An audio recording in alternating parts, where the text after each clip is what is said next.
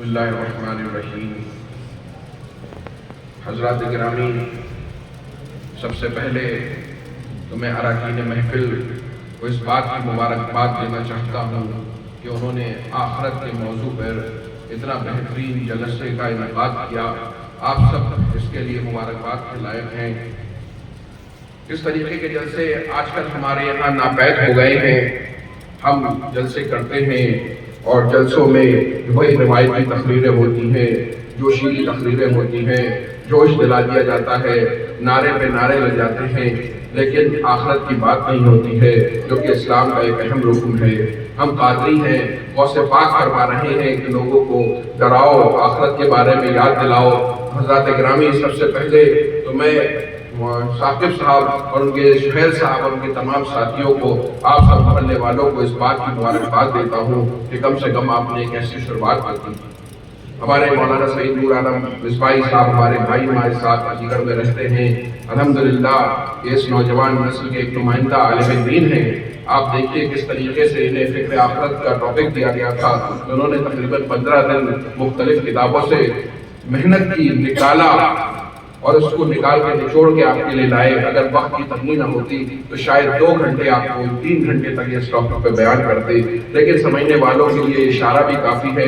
آپ دیکھیے کہ ایسی محفل تھی، لوگ اس طریقے سے سکوت طاری تھا کہ لوگ سن رہے تھے، بیچ میں نعرے نہیں لگا رہے تھے۔ یہ بھی اس محفل کی کامیابی ہے کہ کس طریقے سے لوگ اس ٹاپک پہ سن رہے تھے۔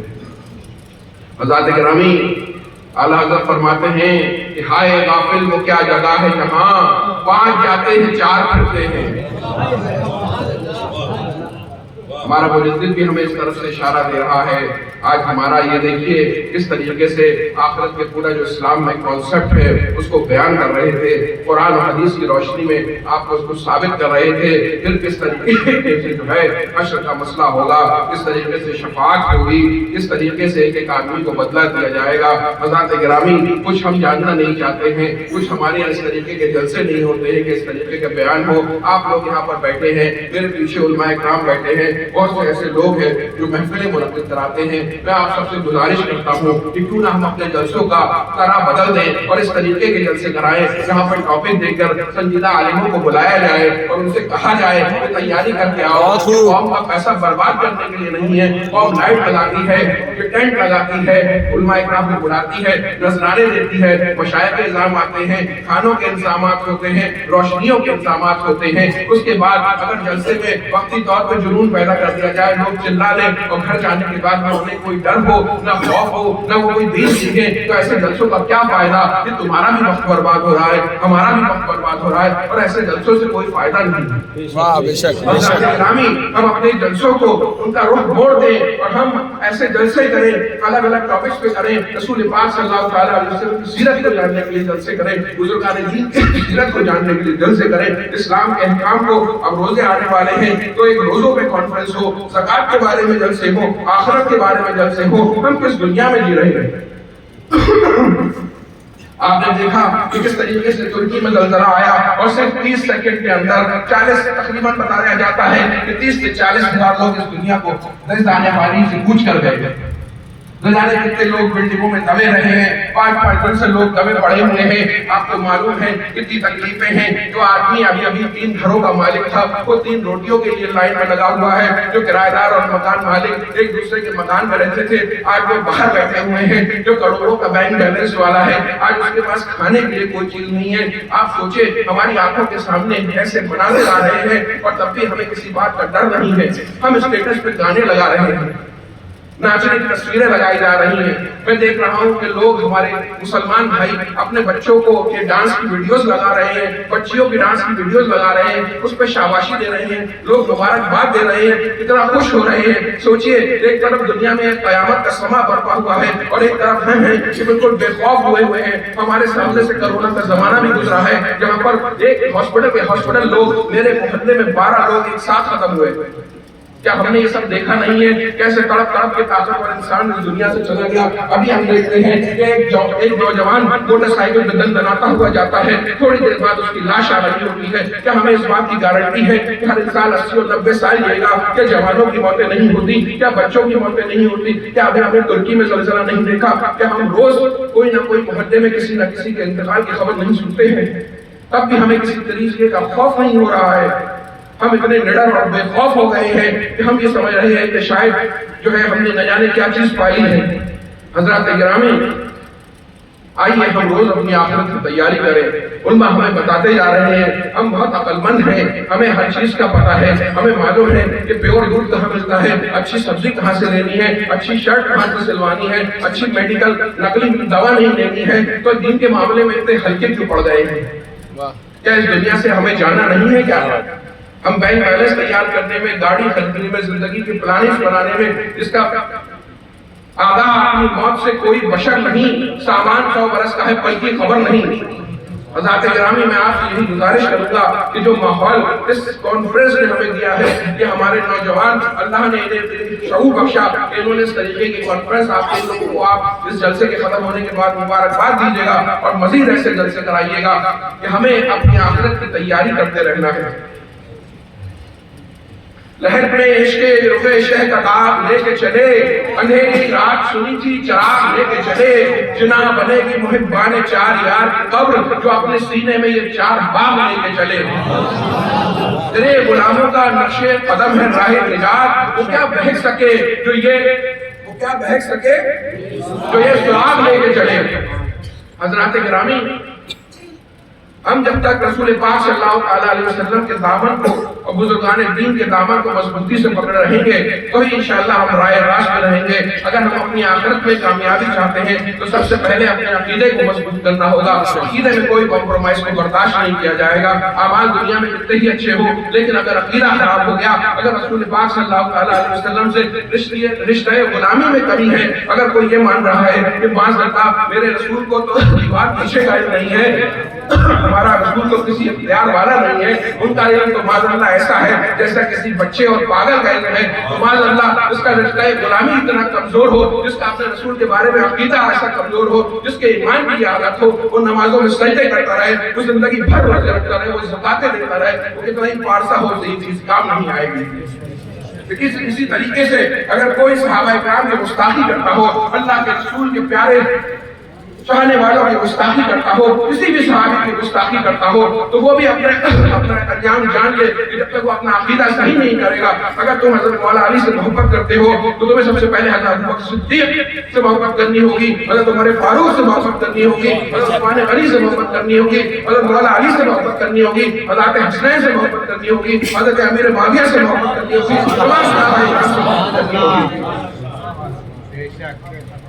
کبھی مولا علی اس کو قبول نہیں کریں گے جو صحابہ کرام کی گستاخی کرے گا۔ تو سب سے پہلے اپنے عقیدوں کو صحیح کریے، بزرگان دین کا ہو کیا بہک سکے جو یہ سراغ لے کے چلے، بزرگان دین کے دامن کو مضبوطی سے پکڑے رہیں، جو ہمارے بزرگان دین نے جس طریقے سے ہمیں اسلام دیا ہے اس پہ عمل کرتے رہو تو انشاءاللہ یہ دنیا بھی کامیاب ہوگی اور وہ دنیا بھی کامیاب ہوگی۔ میں دیکھ رہا ہوں کہ ماشاءاللہ ہمارے بہت سے بچے آج کے جلسے میں آئے ہیں، آپ کے محلے میں ماشاءاللہ میں نے ثاقب صاحب سے کہا کہ جہاں پر 70-80 سال کے لوگ آئے ہیں وہاں 10-12 سال کے بھی نہ جانے کتنے بچے اس میں موجود ہیں۔ آپ کے محلے میں ماشاءاللہ ایک دینی ماحول ہے، میں بچوں کا ایک جوش دیکھ رہا ہوں، اللہ تعالیٰ ان کو لمبی عمر عطا فرمائے، اسلام کا سپاہی بنائے۔ آپ کو ہمیں چاہیے کہ اپنے بچے، یہ جو بچے ہیں نعمت ہیں، لوگ آتے ہیں نہ جانے کل سے کتنے لوگ آ چکے ہیں حضرت کے پاس اولاد کے لیے دعا کرانے کے لیے، کسی کو 7 سال ہو گئے، کسی کو 5 سال ہو گئے، اللہ سب کو اولاد عطا فرمائے۔ تو یہ اولاد جس کے لیے ہم روتے ہیں یہ اللہ کی ایک نعمت ہے، لیکن جسے اللہ نے اولاد دی ہے وہ اس کو زحمت نہ بنائے، اس رحمت کو رحمتی رہنے دے۔ اس اولاد کے بارے میں بھی ہم سے سوال ہوگا۔ اللہ تعالیٰ نے ہمیں اولاد عطا فرمائی ہے، ان سے پوچھو کہ جن کا اولاد نہیں ہے تو اس اولاد کا ہماری ذمہ داری بنتی ہے کہ ہم اس کی ایسی تربیت کریں کہ اس کو اپنے لیے توشہ آخرت بنائیں اور خود اس کی زندگی بھی بہترین بنائیں۔ اس کے لیے ہمیں ضروری علم دین سکھانا بہت ضروری ہے۔ آج ہم اسکول اور کالج میں ایڈمیشن کرانے کے لیے چکر لگاتے ہیں، بہترین سے بہترین کپڑے ریسٹورنٹ میں اپنے بچوں کو لے جاتے ہیں، لیکن ہمیں سب سے پہلے اپنے بچوں کو بنیادی دینی تعلیم دینے کی ضرورت ہے۔ اگر ہم اپنے بچوں کو بنیادی علمی دین نہیں سکھا پائے تو ہمیں اس کا جواب دینا ہوگا۔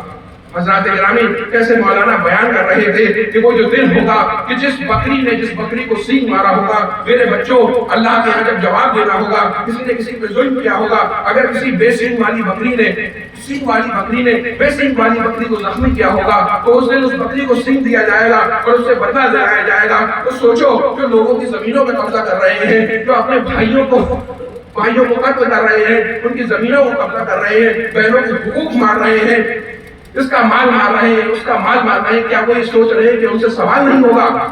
کیا وہ اللہ سے ڈرتے نہیں ہیں؟ کیا وہ اس دن سے ڈر نہیں رہے ہیں؟ حضرات اکرامی یہ توبہ کا وقت ہے، اگر بندہ توبہ کر لے تو اللہ تعالیٰ اس کو معاف فرما دیتا ہے۔ سوچئے جس بھائی کے لیے ہم بچپن میں اگر کبھی لڑائی ہو جائے تو ہم اپنے بھائی کے لیے لڑنے پورے محلے سے پہنچ جاتے ہیں، اگر کبھی کوئی بھائی انتقال کر جائے تو اس کے چھوٹے چھوٹے بچوں کا حق مار لیتے ہیں، اس کی دکان مار لیتے ہیں، اس کا بزنس مار لیتے ہیں، وہ ہم سے بدلہ نہیں لے پاتا، لیکن اللہ کے یہاں جواب دینا ہوگا۔ کسی بھائی کی زمین مار لی جاتی ہے، اگر کسی نے کسی کی زمین کا ایک ٹکڑا مارا تو اللہ تعالیٰ کے یہاں اس کا 7 گنا اس کے توق بنا کے ڈالا جائے گا۔ حضرات اکرامی کوئی کسی کو پریشر دے کے اس کی دکان خالی کروا رہا ہے، کوئی پولیس کا استعمال کر رہا ہے، کوئی کسی کے گھر پہ قبضہ کرنے کی کوشش کر رہا ہے، کوئی کسی کا حق ماننے کی کوشش کر رہا ہے، یہ ہم کس خواب میں ہیں؟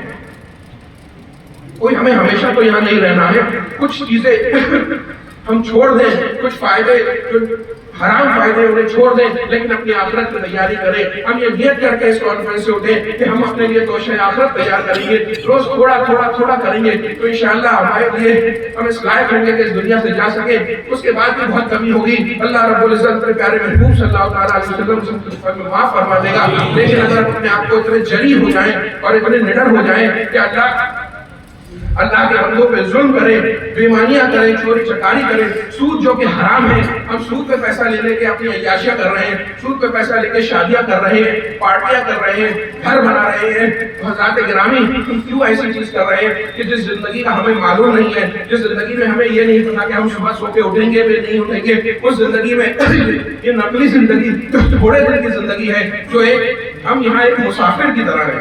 حدیث کے مطابق ہم یہاں پر ایک مسافر کی طرح ہیں، اور مسافر جو ہے کسی سے بہت زیادہ رشتے نہیں بنایا کرتا ہے، اس کی اپنے سفر پہ نظر رہتی ہے۔ آپ کانٹور والے کبھی سورت جاتے ہیں، کبھی دلی جاتے ہیں، کبھی بمبئی جاتے ہیں، اپنے سامان خریدنے جاتے ہیں، آپ کو بزنس کرنا ہوتا ہے، آپ ٹرین میں سفر کر رہے ہوتے ہیں، تھوڑا سا زیادہ راہ ہوتا ہے، ایک اٹیچی ہوتی ہے، زیادہ کسی سے بات چیت نہیں کرتے، صرف ضرورت بھر کا تعلق رکھتے ہیں، اپنے مشن اپنے گول پہ نظر رکھتے ہیں، سامان کو لے کے واپس آ جاتے ہیں۔ تو ایسے ہی یہ دنیا میں ہم مسافر کی طرح ہیں، اور یہ کوئی ایسی بات تو نہیں ہے کہ اسے سمجھانے کے لیے کوئی آپ کو میتھس کی موٹی کتابیں پڑھنے پڑے، سمپل بات ہے، ہر دن کوئی نہ کوئی اس دنیا کو چھوڑ کے چلا جا رہا ہے، اس کے بینک بیلنس چھوٹا جا رہا ہے، اس کی دولت چھوٹی جا رہی ہے، اس کے بیوی بچے چھوٹے جا رہے ہیں، اس کا نام چھوٹا جا رہا ہے۔ سوچئے ان لوگوں کو جا کے دیکھیے جو اسپتالوں میں پڑے ہوئے ہیں، جو ہٹے کٹے نوجوان تھے اور ایسے کمزور ہو گئے ہیں، ایسی بیماریوں میں مبتلا ہیں کہ آج تو اپنے ہاتھ سے پانی بھی نہیں پی سکتے ہیں۔ خدا سے خوف کرو، حضور سے خوف کرو، اور ہمیشہ ایمان پہ خاتمے کی دعا کرو۔ ہمارے بزرگان دین نے ہمیں ہمیشہ ایمان پہ خاتمہ ہی درج کیا ہے۔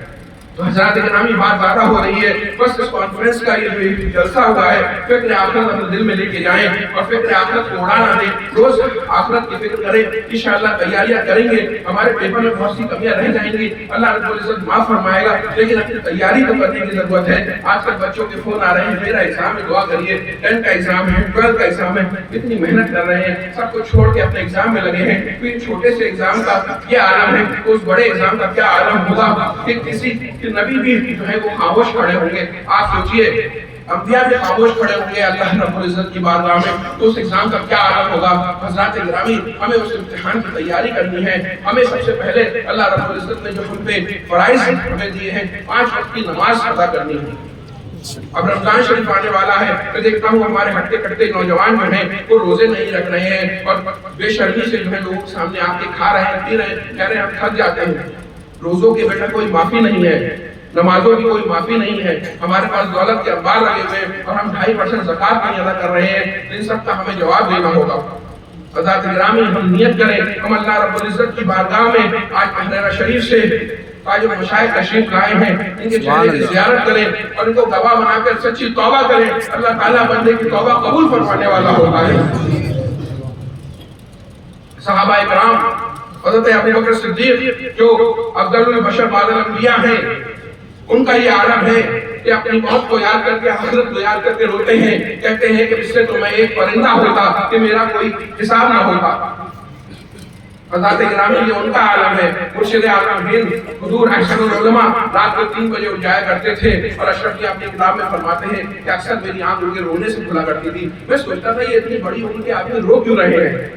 فکر آخرت میں کہ بزرگان دین رویا کرتے تھے، جو آپ کے مرشد ہیں وہ آپ کے رویا کرتے تھے کہ بزرگان دین اللہ کو یاد کیا کرتے تھے، اپنی آخرت کی فکر کیا کرتے تھے، اللہ سے دعائیں کیا کرتے تھے، استغفار کیا کرتے تھے۔ تو کیا ہم کوئی بہت اسپیشل ہیں کہ ہم اس سے زیادہ نیک ہیں، کہ ہم بہت زیادہ تقوی والے ہیں، ہم بہت زیادہ پرہیزگار ہیں جو ہم اپنی روش بدل دیں؟ اگر بزرگان دین کا نام لیوا ہے تو بزرگان دین کے طریقے میں بھی چلنا ہوگا۔ بزرگان دین کی کبھی کوئی نماز نہیں چھوٹی، بزرگان دین نے جو ہے کبھی روزوں کو نہیں چھوڑا، کبھی انہوں نے اللہ کے کسی حق کو نہیں مارا، کبھی بندوں پہ ظلم نہیں کیا ہے، ہمیشہ لوگوں کی مدد کی ہے، خیرخواہی کی ہے۔ تو ہمیں بھی بزرگان دین پہ راستے پہ چلنے کی کوشش کرنی ہے اور انشاءاللہ اپنی آخرت کی فکر کرنی ہے۔ مجھے امید ہے کہ ہمارے بھائیوں نے ضرور اس جلسے سے کچھ نہ کچھ سبق لے کر جائیں گے اور اپنے گھر میں جا کے اپنے گھر والوں کو بھی بتائیں گے کہ آج کیا سن کے آئے ہیں، کیونکہ آج کا جلسہ وہ جلسہ نہیں ہوا ہے کہ جوش میں آ کے ہوا میں اڑا دیا جائے، بلکہ اس جلسے سے آپ کو ایک فکر دی گئی ہے۔ بدلنے والے کی پوری زندگی ایسے ہی بدل جاتی ہے۔ میں آپ کو بتاؤں، ایک دفعہ میں 2 مہینے کے لیے مصر گیا، مصر ایجپٹ، نہ جانے کتنے لوگ انگلینڈ اور ترکی اور بڑے بڑے ملکوں سے شہروں سے اپنی امیری اور کبیری کو چھوڑ کر وہاں علم دین سیکھنے آئے ہوئے تھے۔ مجھے ایک لڑکا ملا جس کے والد بہت بڑی کمپنی میں مینیجر تھے، دنیا کے اکثر ممالک میں گھوما ہوا تھا، لیکن وہ وہاں پر آیا ہوا تھا، سب کو چھوڑ کے تسبیحاں بیچ رہا تھا اور دین سیکھ رہا تھا، کیونکہ وہ لوگ سمجھ گئے ہیں کہ آخرت کی کیا اہمیت ہے۔ میں ایسے ڈاکٹرز کو جانتا ہوں، MBBS MD ڈاکٹرز کو جانتا ہوں جو باشرہ ہیں، داڑھی رکھے ہوئے ہیں، 5 وقت کی نماز دیتے ہیں، پڑھتے ہیں۔ ابھی میں بیجا پور گیا تھا، وہ ہمارے ایک دوست ہیں، وہ ڈاکٹر ہیں، MBBS ہیں، MD ہیں، اور آپ کو معلوم ہے بیجا پور کے عالمین میڈیکل کالج میں جمعے کا خطبہ بھی دیا کرتے ہیں۔ نہ تو ہم اس دنیا میں کامیاب ہونے کی کوشش نہ ہو پا رہے ہیں، نہ اس دنیا کی تیاری کر رہے ہیں، لیکن ہمارے سامنے ہزاروں ایسے ایگزامپلس ہیں علی گڑھ میں اور مختلف جگہوں پر جہاں لوگ دنیا میں بھی کامیاب، اور دنیا میں آج جبھی کامیاب ہوں گے جب حقیقی طور میں آپ دین کو ساتھ لے کے چلیں گے۔ تو میں آپ کو بتاؤں، ایسے لوگ ہیں جو اپنی دنیا بھی کامیاب کر رہے ہیں، دین بھی کامیاب کر رہے ہیں۔ اس سے پہلے میں کرناٹک میں گنگاوٹی گیا تھا، وہاں پر میں نے دیکھا ایک مدرسے میں حفظ کے بچوں کو ایک صاحب پڑھا رہے ہیں، وہ MBBS ڈاکٹر تھے، MBBS بھی کر چکے ہیں اور بچوں کو بھی پڑھا رہے ہیں، اپنی آخرت کی تیاری میں کر رہے ہیں۔ تو میرے بھائی، اس دنیا کی خوش گپیوں میں نہ کھو جاؤ، یہ دنیا ایسی ہے، وہاں پر تو ماں نہیں پہچانے گی، تو یہ دوست بھی نہیں پہچانیں گے، کوئی نہیں پہچانے گا۔ تو آج ہی اگر ہمارے حالات خراب ہو جائیں تو آپ دیکھیں دوست قرضہ دینے کو تیار نہیں ہوتے ہیں۔ تو جب کوئی نہیں پہچانے گا تو اس دن کے لیے اپنے اعمال کو تیار کریے، ایسی اولاد تیار کریے جو آپ کے لیے مغفرت کی دعا کرے، جو نیکیاں کرے، جو آپ کو اصالِ ثواب کرے۔ آج ہم یہ سوچتے ہیں کہ ہم نے اگر انہیں بچوں کو اپنے دینی نہیں بنایا، ہم خود نمازیں نہیں پڑھ رہے ہیں، گھر کا ماحول دینی نہیں ہے، تو ہم اپنے بچوں سے کیا ایکسپیکٹ کریں گے، ہم اسے کیا امید رکھ سکتے ہیں؟ بچے ہمیں کیسے اصالِ ثواب کریں گے؟ بچہ اصالِ ثواب تو جب کرے گا نا جب اس میں دین کا درد ہوگا، جب وہ خود نمازیں پڑھے گا، جب خود نماز پڑھے گا تو اپنے لیے دعا کرے گا، اپنے والدین کے لیے دعا کرے گا، اس کو احساس ہوگا۔ تو جو ہم بوئیں گے وہی کاٹیں گے، ایسا تو نہیں ہے ہم گیہوں بوئیں اور باجرہ کاٹ رہے ہیں۔ تو جو بوئیں گے وہ کاٹیں گے، تو وہی فصل لگاؤ جس سے تمہیں فائدہ ہونے والا ہو۔ اپنی زندگی کو کھیل کود میں مت گزار دو۔ میرے بھائی، ایسے دوست بناؤ جو تمہیں دین کی طرف لے جائیں، ایسے لوگ جو تمہیں دین سے دور کر رہے ہوں ان کی دوستی کو چھوڑ دو، انہیں علماء کرام کے لیے چھوڑ دو، وہ ان کو تبلیغ کریں گے۔ جن کے عقائد خراب ہو، جن کے اعمال خراب ہو، ایسے لوگوں کو اگر سمجھوانا چاہتے ہو علماء کی بارگاہ میں لے آؤ، لیکن ایسے لوگوں کی صحبت مت اختیار کرو، ان کی صحبت اختیار کرو جیسے یہ محلے کے تمہارے لڑکے ہیں کہ ماشاءاللہ نوجوانی کے عالم میں تمہیں جمع کر کے ایسے ایسے پروگرام کرا رہے ہیں کہ ہم سب کی مشترکہ ڈیوٹی ہے، کہ ہم سب کی ذمہ داری ہے کہ ہم سب ہر وقت اپنی آخرت کی تیاری کریں، دین کو سیکھنے کی کوشش کریں، اس طریقے کے پروگرامز آرگنائز کریں۔ میں ایک بار آپ کو اور سب بھائیوں کو پھر سے مبارکباد دیتا ہوں، اللہ تعالیٰ اس جلسے کو قبول فرمائے، اس سال کی عمر میں برکتیں عطا فرمائے۔ جس بھائی نے اس طریقے سے اس جلسے کو منعقد کرنے میں کوشش کی ہے، اللہ تعالیٰ اس کی کوشش کو قبول فرمائے۔ السلام علیکم ورحمۃ اللہ وبرکاتہ۔